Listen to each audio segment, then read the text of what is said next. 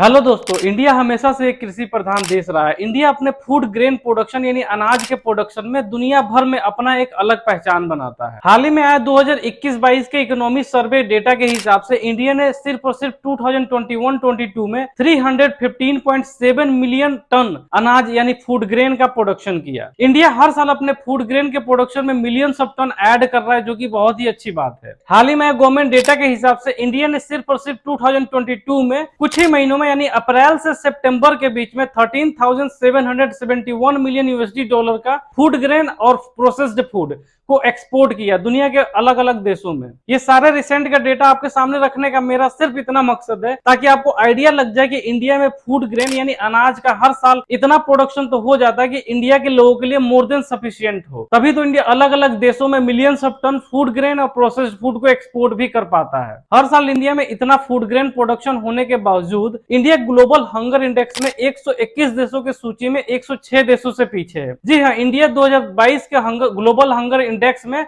107वीं rank पे है। जो लोग ग्लोबल हंगर इंडेक्स के बारे में नहीं जानते उनको बता दूं, ग्लोबल हंगर इंडेक्स एक ऐसा टूल है जो दुनिया के अलग अलग देशों में हंगर यानी खाने पीने वाली चीजों की वजह से होने वाले प्रॉब्लम को डिटेक्ट करता है और उसको मेजर करके एक लिस्ट जारी करता है। इसी को ग्लोबल हंगर इंडेक्स के नाम से हर साल के अक्टूबर मंथ में रिलीज करता है, जिसमें हर देशों को 0 से लेकर के 100 के बीच में रैंक किया जाता है। इस रैंक में आने वाले 0 के पोजीशन पे ऐसे देश होते हैं जहां पे हंगर के कारण यानी खाने पीने की वजह से बहुत ही कम प्रॉब्लम होता है, और 100 रैंक वाले देश ऐसे देश होते हैं जहां पे खाने पीने की बहुत ही ज्यादा दिक्कत होती है। इसी ग्लोबल हंगर इंडेक्स में इंडिया को 107वीं रैंक पे रखा गया है। दोस्तों, इसके पीछे क्या वजह है कि इतना अधिक फूड ग्रेन प्रोडक्शन होने के बावजूद भी इंडिया में लाखों जरूरतमंद लोगों तक फूड ग्रेन और प्रोसेस्ड फूड दोनों ही नहीं पहुंच पाता है। आगे के वीडियो में इसका प्रॉब्लम जानने की कोशिश करते हैं। दोस्तों, अगर आप सोच रहे हैं कि इसके लिए सिर्फ और सिर्फ गवर्नमेंट रिस्पॉन्सिबल है तो आप गलत सोच रहे हैं, क्योंकि इसके लिए हम और आप दोनों लोग भी जिम्मेदार हैं। दोस्तों, नवभारत टाइम्स के एक रिसेंट आर्टिकल के हिसाब से इंडिया में लगभग 23 करोड़ लोग ऐसे हैं जिनको खाना नसीब नहीं होता और उनको खाली पेट सोना पड़ता है। एक डेटा यह भी बताता कि इंडिया में 7 से 19 हजार लोग ऐसे हैं जिनकी डेथ हर साल सिर्फ और सिर्फ खाने की कमी की वजह से हो जाता है। ग्लोबल हंगर इंडेक्स में इंडिया की सिचुएशन इतनी बुरी होने की एक वजह यह भी है कि इंडिया दुनिया भर में एक ऐसा देश है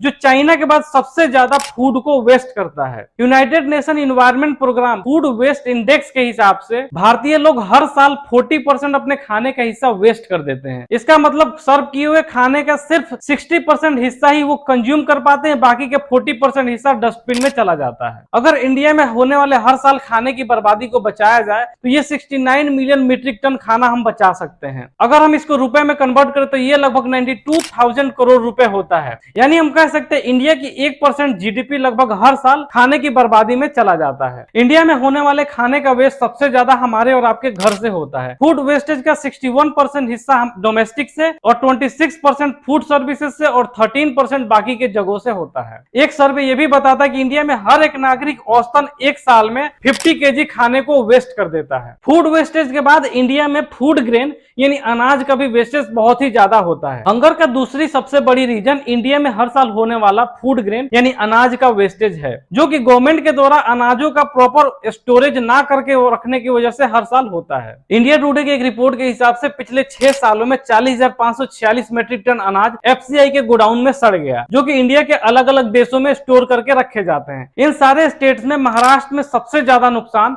81,019 मीट्रिक टन अनाज सिर्फ और सिर्फ महाराष्ट्र में डैमेज हो गया। तीसरा, फूड ग्रेन शॉर्टेज यानी अनाज की कमी का कारण हमारे गवर्नमेंट का पुअर डिस्ट्रीब्यूशन सिस्टम है, जिसकी वजह से लाखों जरूरतमंद लोगों तक टाइम से फूड ग्रेन नहीं पहुंच पाता, यानी अनाज उनके तक नहीं पहुंच पाता और गोडाउन के बाहर रखे रखे ही फूड ग्रेन यानी अनाज सड़ जाता है। ये वेस्टेज इतना बड़ा है कि Indian institute of public administrator ने एक रिपोर्ट बनाया और बताया कि पुअर डिस्ट्रीब्यूशन की वजह से हर साल इंडिया में 23 मिलियन टन दाल, 12 मिलियन टन फ्रूट और 21 मिलियन टन सब्जी हर साल बर्बाद हो जाता है। दोस्तों, कैसे हम बेसिक लेवल पे इंडिया में हंगर को रिड्यूस कर सकते हैं और कैसे हम इंडिया के घरों से होने वाले फूड वेस्टेज को रोक सकते हैं। फूड वेस्टेज का एक बड़ा हिस्सा इंडिया में होने वाले हर साल शादियों से आता है। इंडिया में हर साल लगभग 10 बिलियन से ज्यादा शादियां होते हैं और बहुत ही कम ऐसे लोग होते हैं जो शादियों में होने वाले खाने को प्रिजर्व करके रखते हैं या फिर जरूरतमंद तक पहुंचाते हैं। इसका बेस्ट सोल्यूशन इंडिया के विलेज में देखने को मिलता है। शादी के बाद जो भी फूड बचे होते हैं वो अपने नेबर्स में डिस्ट्रीब्यूट कर देते हैं। इससे खाने का बहुत ही बड़ा हिस्सा वेस्टेज होने से बच जाता है। अगर आप किसी शहर में रह रहे हो तो अपने नियर बाई के ऐसे एनजीओ से कांटेक्ट कर सकते हैं जो फूड को प्रिजर्व करके जरूरतमंद लोगों तक पहुंचाने में आपकी हेल्प कर सकते हैं। बाकी देश जैसे चाइना भी फूड वेस्टेज को रोकने के लिए अलग अलग पॉलिसी इंट्रोड्यूस करता रहता है। जैसे कि चाइना ने क्लीन प्लेट के नाम से एक पॉलिसी इंट्रोड्यूस किया है, जिसके अनुसार चाइना के किसी भी रेस्टोरेंट में आप बड़े प्लेट में खाना नहीं ले सकते हैं। जर्मनी ने भी ऐसे ही एक पॉलिसी बना रखी है कि अगर जर्मनी के किसी भी रेस्टोरेंट में आप खाना ऑर्डर करते हैं और खाना बिना पूरा खत्म किए अगर छोड़ देते हैं तो रेस्टोरेंट का मालिक आप पे एक अच्छा खासा पेनाल्टी लगा सकता है। इन सब के अलावा आप अपने आसपास के लोगों में एक अवेयरनेस फैला सकते हैं ताकि वो खाने की चीजों को जरूरतमंद लोगों तक पहुंचा सके और उसको वेस्ट ना कर सके। दोस्तों, अगर मेरी वीडियो आपको इन्फॉर्मेटिव लगती है तो प्लीज मेरे चैनल को सब्सक्राइब कर लें और बेल आइकन को भी दबा दें। Thanks for watching. मिलते हैं नेक्स्ट वीडियो में।